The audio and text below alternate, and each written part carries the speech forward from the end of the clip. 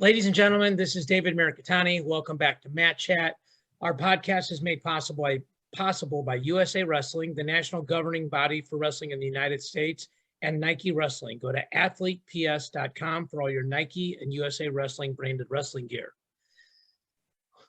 Please welcome a guy who is no stranger to the show, somebody who's recently a year older, Olympic champion Kendall Cross. Kendall, thanks for coming on, man. Thanks, brother. Good to see you. you Again. Yeah, how are good. you? I'm really good. I cannot complain at all. I understand you got a little under a new management. Yeah. Yes. Changed platforms, and it's been great so far. The people at USA Wrestling have been incredibly welcoming, and a friend of mine said if you got a chance to go to the place that makes the news as opposed to the place that reports the news, that's always a good decision. So so it makes sense. Good for you, David. I appreciate it, man. Thank you. So before we get in the wrestling stuff, we're friends on social. We got to talk about your wife's birthday poster thing, the celebration.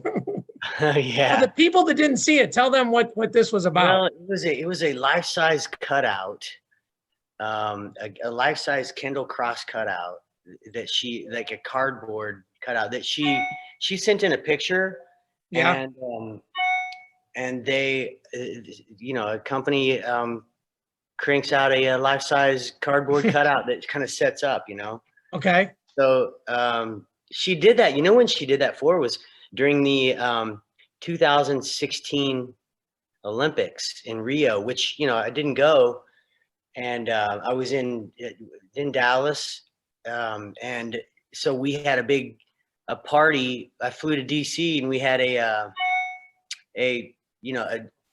Olympic Games watch party at my wife's house. And so I flew up there and she had that thing cut out for me, had the backyard patio all decked out in red, white, and blue. And so she had that as kind of a little so it's been around a while. What's that? It's been around a while. Yeah, that wasn't new. Yeah, that was okay. Yeah, that picture even wasn't new. It was she had taken that literally that night when we were watching, the Team USA, compete in the Olympics, So for the people that don't know, it's your celebration, the sideways picture. I guess I got to go this way. I think it is after you won the Olympics, and then she does a pose right next to it. Right next to it, just very similar to it, same kind of pose. Yeah. I don't think it was as impressive as mine. Well, it took you a lot more to do. I don't think any of us would argue that, but I think her putting that together was pretty impressive. Yeah. So that's what it was. It was a life-size cutout, and she was trying to imitate the picture. Yeah. Well, I got a chance to meet her when I saw you in Cleveland one year, and that was a fun night, just sitting around and talking wrestling and life. Yeah. So. It's been cool. She's, we got married a couple years ago. We've been hanging out for 10 years. And so she's gone to the events with me. She's been to the US Open, been to the World Championships, a couple of them. Nice. I went to Istanbul. And then the one in Las Vegas, the World Championships in Istanbul, Las Vegas, and the NCAAs. So she's seen all of it, really. Right? Pretty much. And so she remembers the characters. It's so cool because now we were watching the ACCs the other night, and a couple Tariq Wilson came up, and she's like, "Oh, I like Tariq Wilson." She sat down to watch him, and like, "That's awesome. How do you know that guy?" She remembers. Yeah, and I remember his match with Seth Gross, years back, right? The semi match, yeah. Yeah, and so it's really cool to have a buddy that knows it. That's awesome. Cool. So let's start. I'm going to jump around here. I literally talked to Brian Piccolo last night, the coach at Mustang, Oklahoma. Yeah. And it reminded me, not only are you an Oklahoma guy, but you're from Mustang, right? Yes. So for me, I watch the state tournament and I get a little nostalgic. It's, the older we get, the better we were kind of thing. When do you watch the Oklahoma State tournament? What are your memories of high school wrestling, and what do you think you learned there that got you ready for what came next? Well, I didn't watch it. at least this time, you know, I've been to the tournament before. Sure.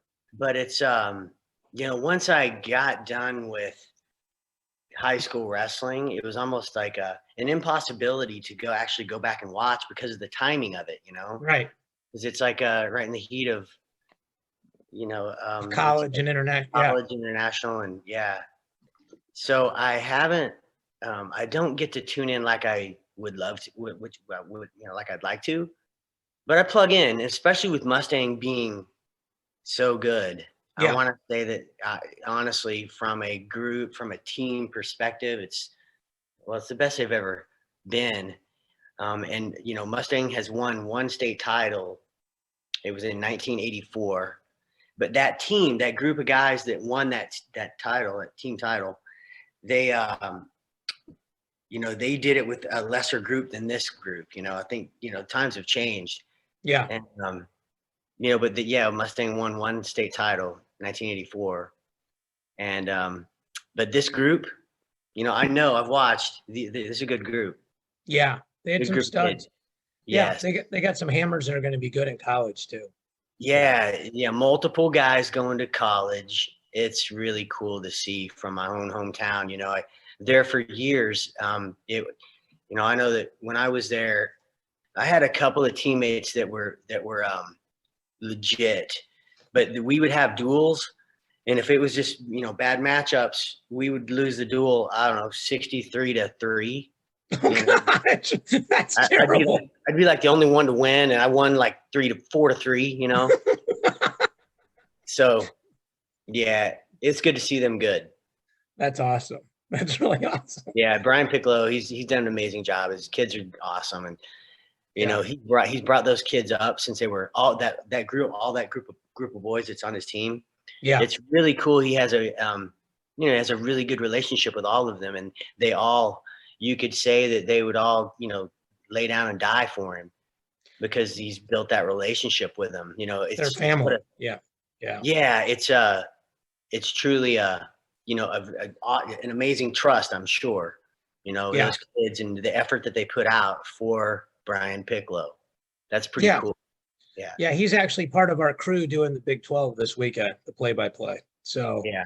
I really like the guy. I respect him immensely. Aside from his coaching, you know, he's a you know, a police officer, and just, you know, for that alone, I respect that. I really do. And you know, and he's, I know, I assume for years he was, you know, taking his free time and pouring it into kids, and you know, what a cool thing. Yeah, for sure.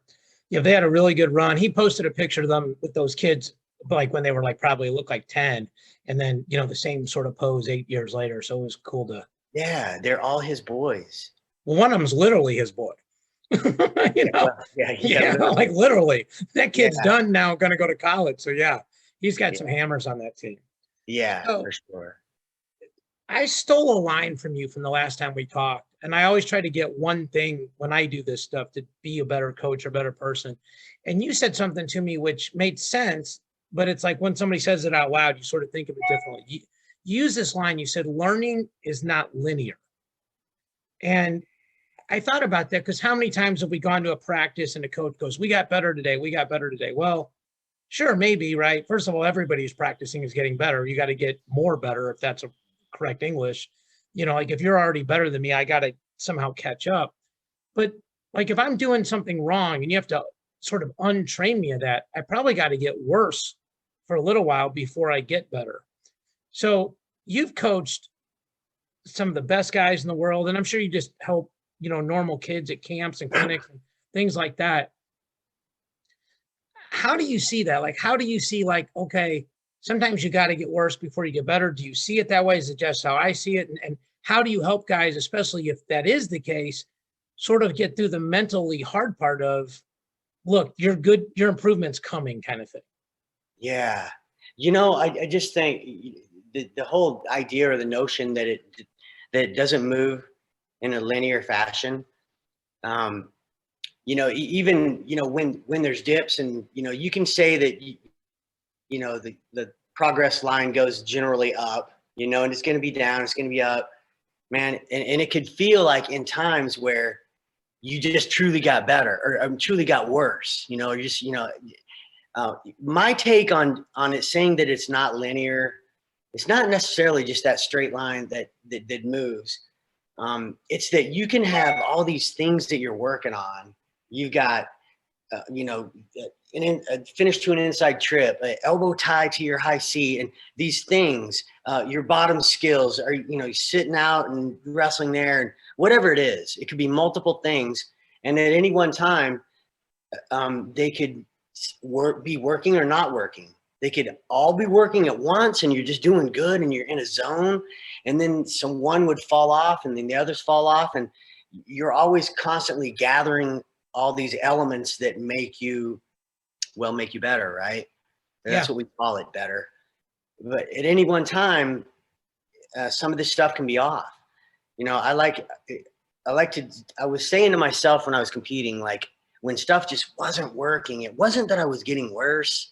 It was just that I just hadn't gathered everything. I hadn't gathered all my stuff and pulled it in and made it tight and good. But it was all out there, and I was all working on it. It wasn't that I got worse. It was just that I was trying to bring everything in and all at once. And, you know, I think to peak, that's what happens, is you bring them in. You develop the skills, and you get your right conditioning and your right mindset. You know, the training of the mind is just as important. And so when you bring all that together, then, you know, you're that guy. But man, if some things are out of kilter, it just feels like at this level, at the senior level, at the international level, it could be a disaster to have just one thing off, because it dominoes, you know? So yeah, I just like to, you know, tell kids, hey, your progress isn't ever going to be linear. You are getting better, but it's going to be, some days are low, some days are high. Why do you have one day that's really good and one day that's just a mess? Did you all of a sudden get worse from one day to the next? No, it's just, you know, it's where you were, you know, just a couple things off kilter. The gathering thing is, I know that's what I'm going to take from this interview already. Like, so, I mean, it's so like, if, like you said, like if your knee pull high crotch isn't working, if your shrug isn't working, you know, if splitting the middle, whatever, I could pick 5, 6, 7 scenarios. The right mindset, or the mindset you're trying to help guys with, like you said, you're not worse than yesterday. You didn't forget how to wrestle. Maybe your timing's off. Maybe you're just not feeling it today. But just keep working, and you're going to gather it together, and you're going to gather it together at the right time. Is that kind of the message you're giving guys? Yeah. You know, and just to grow at your own pace, kind of thing. You know, I'm working with Jack Mueller a lot.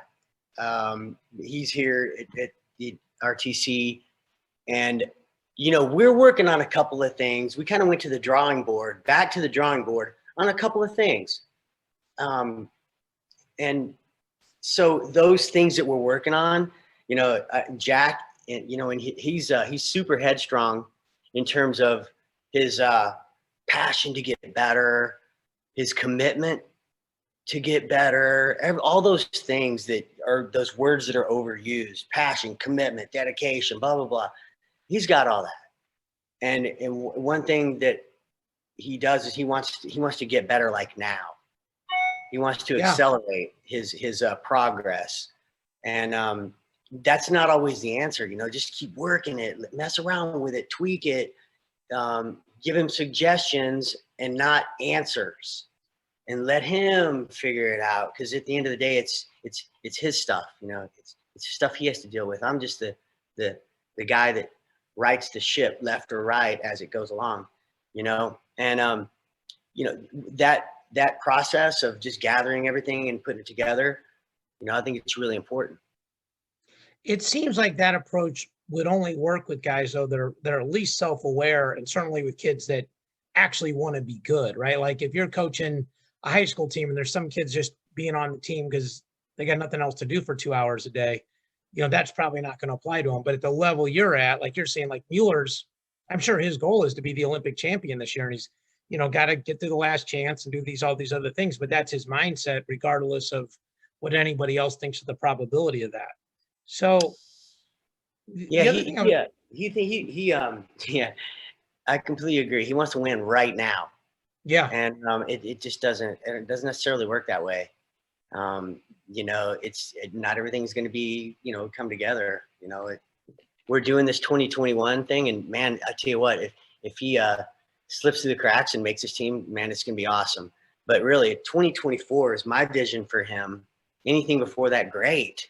You know, great. Yeah, for sure. So hopefully, there's no pressure for him to make this team. You know. Well, I'm sure he's putting pressure on himself because that's what people do. But yeah, I get your point.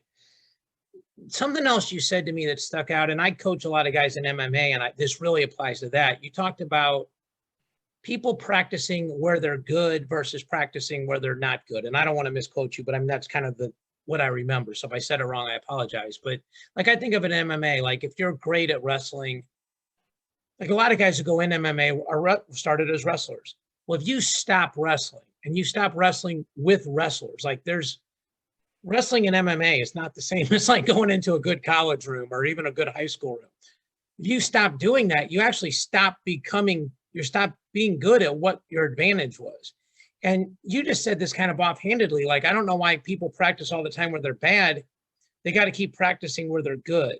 So if you had a high school team or a college team, and you just had a couple guys to coach, and how much would you break it down into working on what you're good at versus working on what you need to improve on? You know, I think it depends on where they are in their journey, you know, because I think what I had said was like sometimes, and you can have that caveat. Sometimes the best thing for you to do is to work on the things where you're good, work on your strengths, strengthen your strengths versus strengthening your weaknesses. And I think that's just it's kind of a case by case situation. But you know, high school kids, you know, if they have if there's some weaknesses, I think you do focus on that, but do not forget about your strengths. You know, what are your strengths, and gravitate to those, and pay attention to them and nurture them. But you know, a high school kid, I think you do have to pay attention to where their weaknesses are, because man, what does it take to be an NCAA champion, or what does it take to wrestle Division I? I think you have to be strong in all suits. You know, like right. You have to be good on your feet. You have to be able to get out of bottom. You know, getting out of bottom. You know what? If you go into college without being able to get out of bottom, that could be your Achilles heel. You know, as far as trying to what is your goal? Being on the podium. Getting out of bottom might keep you from that. Well, for sure, because like if I know I can't get away, then I almost got to get 2 takedowns to win the match. Because it really changes things. College wrestling, that's just getting out of bottom. So of course you address that if that's your weakness, but you just need to you need to overweight your time in your strengths, if there are some. and plot there's some, right? Yeah, if there are wrestling, some, right? Yeah, if they're all weaknesses, we know exactly where we need to work. Anywhere, yeah. Yeah, so I think it's case by case, I think, Dave. But I know that there was a point in my wrestling where, and I'm talking about a span of 20-something years, and being able to reflect on those years, and I'm dealing with the last couple of years, and absolutely the answer to where I should be focusing my time was not my weaknesses. It was my strengths. And what did I do with my weaknesses? I wrestled to avoid them. I learned techniques to avoid them and not be in there, whether it be whatever the rule set is. I don't know, just, man, don't get in there. You do not get in. Here's how you need to stay out of it. And so I think that was more, as you get along, as you progress and you get further and further and deeper into deep waters of international wrestling or NCAA wrestling, Division I, Division II, whatever, where you start getting close to where you're wanting to go, there is such thing as just needing to focus on your strengths and take that to the dance. Yeah. So what's interesting to me is like John Smith was, one of your coaches, mentors, whatever, friend, whatever you want to call it. And his style was obviously different than your style. And then you had to beat like a Terry Brands to make the team, and his is a third style. Now, you said earlier, like, you got to be good on your feet. You guys were all good on your feet, but good in your feet in very different ways. And, when we coached a lot of junior college guys, and there wasn't a lot of time to fix their holes in like 2 years, especially because they don't stay all summer and everything else. Like you said it right. Like, hey, we just can't be in this position. So, obviously John was, an elbow off, low level, high crotch kind of guy. And you obviously could shoot, but you were good bringing guys up, sort of being a counter puncher, so to speak. And, it seemed like when you wrestled Terry, like if you wrestled from the hips up, it was advantage Kendall. And if you wrestled sort of from the thighs down, it was advantage Brands. Did you practice those situations, like have guys try to imitate him, or was it just a conscious effort? I can't get in a head pull contest for this long because it's not my bread and butter. Yeah, with Terry, you're right. When it was low level and I was shooting, he was scoring, and then oftentimes when he was shooting, he was scoring. And so the solution to that was wrestle high, wrestle upper body, overhook, stuff where I saw and recognized where that was an issue for him. So it was really about tailoring a style of wrestling that fits into where he doesn't want to be. And I think it's a real common tendency for everybody to train where they're comfortable. Yeah. And so, one thing that I tried to take advantage of with him was to take him where he wasn't comfortable and hadn't trained. I don't know. It was just it was upper body was a solution. I grew up around John Smith. I was a low level single guy all the way through till the last, 2 years of my wrestling. I was bent on it, and against most guys it would work, but against the very highest level, I shoot a low level single and I don't get to them. They go behind. I just didn't have the speed to come back up, and I didn't have the speed to even take a shot, against some really good guys. You shoot a low level single on Sergey Small or Alejandro Puerto, or Gia Sisori. Their speed, their athleticism would, I wouldn't get to them. And so the solution was to wrestle upper body. For me. All right. I think to your average wrestler, I think that, throwing out your low level shots and wrestling upper body, it doesn't translate to everybody. Yeah. It was just where I had to go, and I was just comfortable enough to relearn, from when I was younger, and mess around with judo stuff. And, I don't know, it's complicated. There's just layers to it. But my solution was to wrestle upper body against the best guys. Well, my father, and he's an 8th degree black belt in judo. And every time he would either watch you wrestle or we watch film, he's, Haragoshi, Taitoshi, all these things. And so I was going to ask you, like, you have a judo background somewhat? Well, I don't. I never fought. I've never played judo. I had a couple of coaches that had judo background. And that was Ron Tripp. You probably know that name. Yeah. And one of his students, Johnny Johnson, who wrestled at the University of Oklahoma. I know him too. He's on Dave Schultz's team, Mark Schultz's team. Yeah. So Johnny Johnson, he was my youth coach, and he showed me how to trip and to sweep and to throw and to wrestle into body lock and under over. And so at the age of 12, 13, Johnny Johnson was my coach, and, Ron Tripp was his coach, and in judo. And so I just got a lot of cool whizzer kick up, inside trip, outside step, type of stuff because of well, Johnny Johnson. You know, goes back to him.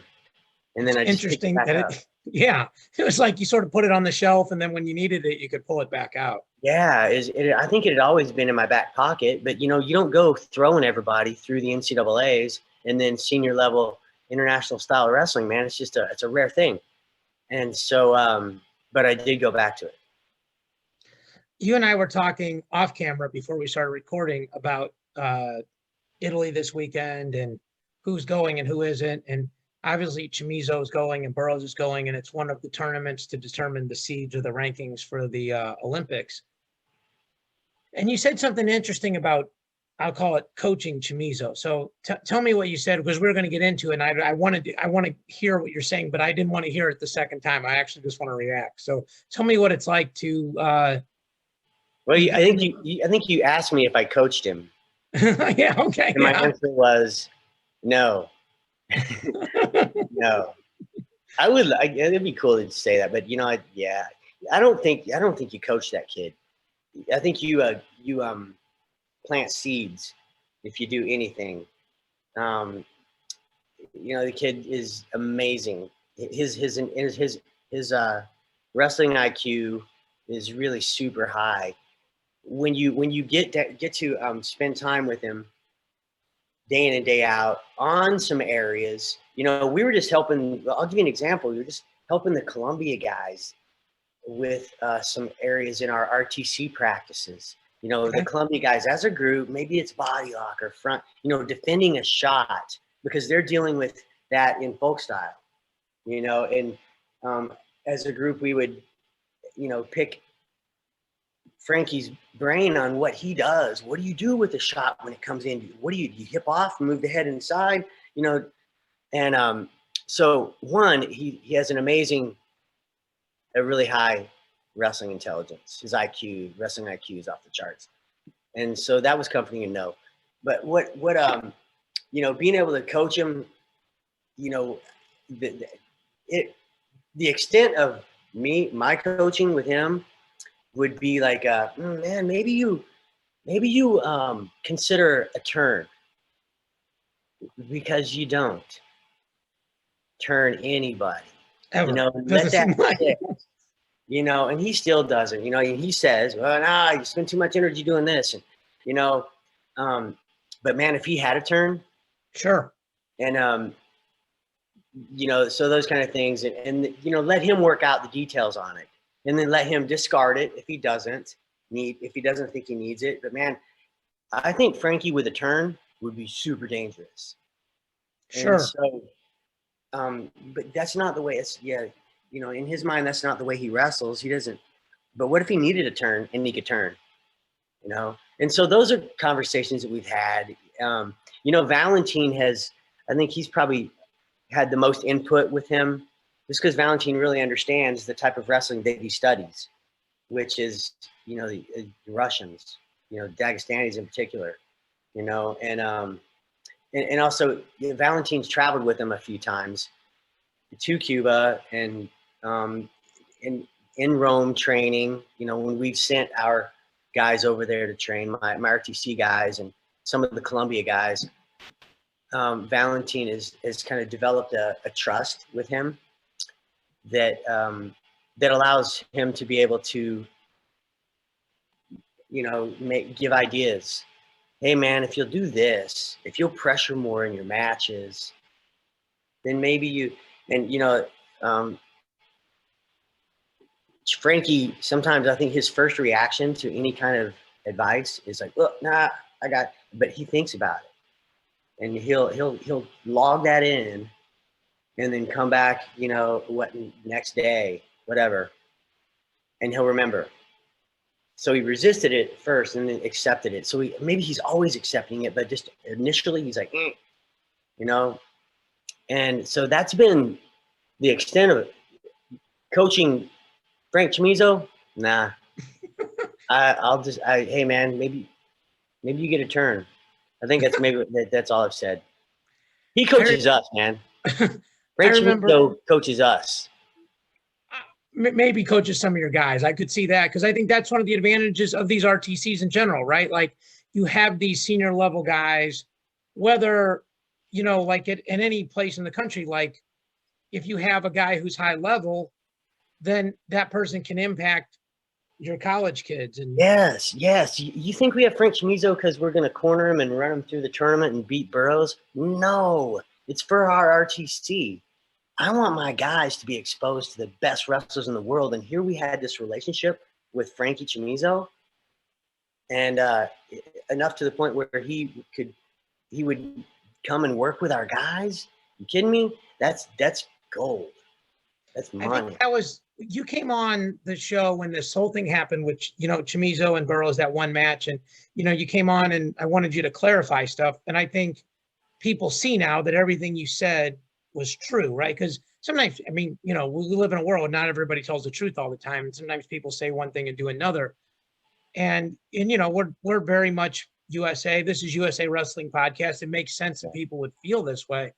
But it's also just picking the brains of people that are brilliant at the sport. And yeah. You know, and with these RTCs, it's kind of, it's pretty unique that you can build a relationship with a guy from, you know, Italy, or a guy from Georgia. You know, we've got Lotto Kinchikishvili. You know, after the Olympics, man, he's moving here. We've got him through his green card process, his green card application, his work visa. He's going to come here and train our boys. And, you know, what a cool thing for, you know, Columbia University to have a coach that's going to come in and just be focused on working with these boys. You know, so our lighter weights at Columbia, I don't know, 3, 4, 5 years out, you're probably going to have a good one. Yeah. And Jack Mueller, you know, he's going to have Lotto through this quad. You know, after this year, this Olympic year, Lotto comes here, and that'll be, you know, top priority. I think it's also says a lot about you and your lack of ego. You know, that you're like, hey, these other guys can help them. I remember one year we had the #1 recruiting class in the country, and I was literally in Stillwater, and like the June before the season started, and John walked up to me and congratulated me on the recruiting class, which is always nice. And then he goes, you know, you're going to have to coach those kids differently. And I said, what do you mean? And he goes, they don't take advice like those kids you had that were no good. You know, and I went through that. Like you said, it's more of a suggestion thing. And like what my dad always, he called it this readiness for learning. Like, hey, if, you know, hey, David, you got to learn how to get out of legs. No, I'm good. No, you got to learn how to get out of legs. No, I'm good. And then I wrestle you and I get bent in half for 5.5 minutes. When I come to practice on Sunday or Monday, I'm like, hey man, teach me how to get out of legs, because that sucked, you know. But I do think it's interesting for coaches that are building programs, because we have a lot of coaches, I think, that watch this, that as these kids get better, it's not that they don't want to be coached, it's how they want to be coached. You know, that they put a lot of their own time into it. Like you said, you know, Chamizo's, I was going to ask you about his wrestling IQ till you literally use that phrase.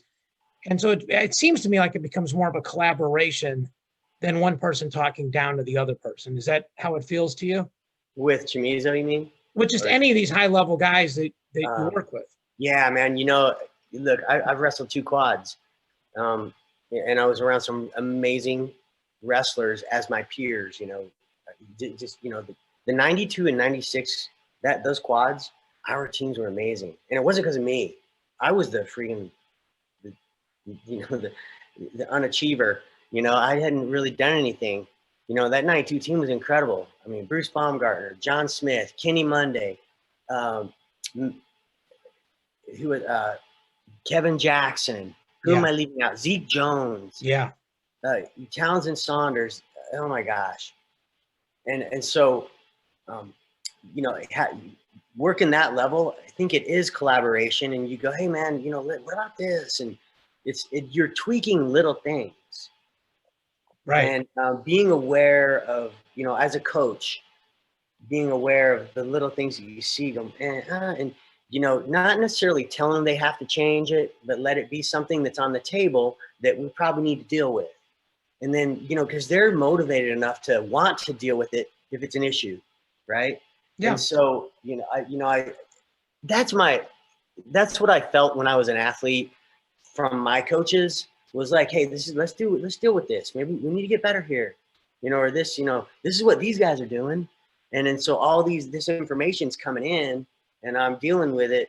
I'm the race car driver. I'm the one that has the wheel and they're giving me input and I deal with it and adjust, So I think it is collaboration at this level. I think so too. And I think it's like everyone has an ego, but everyone has to also be a little bit receptive. Like I had Kevin Jackson and Jaden Cox on a week or two ago, and they're next to each other. And, it's interesting watching people talk about each other when the other person's, metaphorically in the room, right? Yeah. It's, like if I ask you about John Smith and John's there with you, it's different because you can see his reaction right away. And it's interesting. And, Kevin had this saying, he's like, Jaden was going to win wherever, like, Jaden's a winner. And I've always thought, and people that don't believe that, I think they're crazy. Like, well, why else would you recruit? I mean, if people that haven't won their whole life, you don't think they're going to keep winning, then why is recruiting so important? Why are the kids that win Fargo end up most of the time being the guys that make the national finals and those kind of things? And why is it the national champions end up being the guys that make our world and Olympic teams? But those people, they look at the sport differently and how they take advice is different. Like, I don't think you can, not you, but a person can just wag your finger at them because like, hey man, I'm pretty good. I got, I was pretty good before I met you. If you want to help, that's great. But you got to do it with more of a grain of salt, it seems like. Yeah, that makes sense. I just think, the dream kid to work with is the one who just, he never has his cup run full, Yeah. It's always, even if it is not good advice, maybe even if it is bad advice to a kid, they'll discern, but they'll listen. The one that blocks it off, I mentioned, Frankie kind of resistant, but he hears. He hears it all. And that's one of the traits that he takes with him is that he is listening. And so yeah, having a kid that listens, it's really cool just to see a kid, eating you up with his eyes because he wants to know. Such a cool thing. So we're recording this on March 2nd. The trials are basically 4 or 5 weeks from now. When you think about your trials experiences, obviously like you said, made 2 teams, I think it's very humble to say, you were the underachiever when you're a gold medalist. But when you think about that, like, what was the mindset that you needed to have that isn't just unique to a Kendall Cross, but obviously people have to believe in themselves. But I mean, like, did you spend a lot of time thinking about what other people were going to do? Did you just focus what you were going to do? Like, what is maybe a nugget that some people could glean from this on how to either be better as athletes or help their athletes get better? That's a good question. For me, you asked, did I pay attention to what others did? I did. I paid a lot of attention to what my opponents did. I wanted a plan for each one. Now, if I was up against 21 guys in my bracket, which is the case in the Olympics, I wasn't studying all 21 of them. The best ones, though, I had a plan. And that's what worked for me. David, that's not for everybody. Some people don't even want to know who their opponent is. And that's their mojo, it's really, what's good for one, one's man's trash is another man's treasure, right? Sure. Somebody, one wrestler can overanalyze, or I don't know if there's such thing as overanalyze when you're looking at your opponent. It's just better to know what is, Sun Tzu, the art of war is to know. One thing that's huge is to know your opponent, right? Yeah. Know your enemy. Know thy enemy. Yeah. Yes. And so some guys, they wrestle so much better without knowing all that. because, you know, wrestling happens so fast. You don't have time to sit back and analyze, well, let's go over there. Do you want to go over there? You know, there's no, yeah. You're not deciding, you're making real-time decisions, boom, boom, boom. And so to know might be a detriment. So it doesn't fit all, you know, it doesn't fit everybody. I like to know my opponents, because a lot of times at the highest level, David, I wasn't the best athlete, and I wasn't the fastest. And so I had to have some stuff up here to deal with coming up against them. You know, you think, what if I had chosen to just go head to head with Terry Brands and not knowing? Probably not. I'm going to work my stuff. And that wouldn't have worked. I was not going to run through Terry Brands. Terry Brands was running through me. And so what would I have to do? Get out of the way, wrestle beside him. Path of least resistance. Let him come at me. And so it's a tough question to answer. Sure. Just like in terms of helping kids, it's just, you know, I think at an early age, man, get real good at, pay attention to what you're good at and develop that. And whatever moves you gravitate to, hopefully they're the ones that are working, and have an open mind to everything that there is, because you're young, and you'll come in and you'll bring it together and start gravitating to the moves that work for you with your body, not somebody else's body, you know? And so, you know, to give advice to a kid, to a 12, 13-year-old kid, dude, learn it all, man. What do you want to do? What's cool to you? What do you see of these higher level, these Division I athletes, Division I wrestlers? What do you see? You know, you're going to have some basics, of course. You have a foundation, but man, try it all a little bit. You're young. And then gravitate to the ones that work. Listen to your coach. Yeah. Yeah. Trial and error is really important. So yeah, I think so. And, you know, trial and error is also, it just allows the kid to use their imagination a little more than just being this.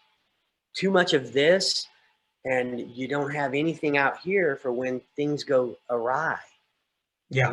You know, it's this or nothing, you know? And I'm just a big believer in kind of, you know, seeing it all and then bring it in and refine what you're really good at. Yeah, it reminds me of what you said earlier about gathering things up. And it's a really, like, I'm a dork. I like to live in Excel and stuff like that. And, you know, like, people that think spatially don't think the way I do, but I think I need to learn from those people, because not everything can be controlled. You can't put everything in boxes, and you just kind of got to let it flow.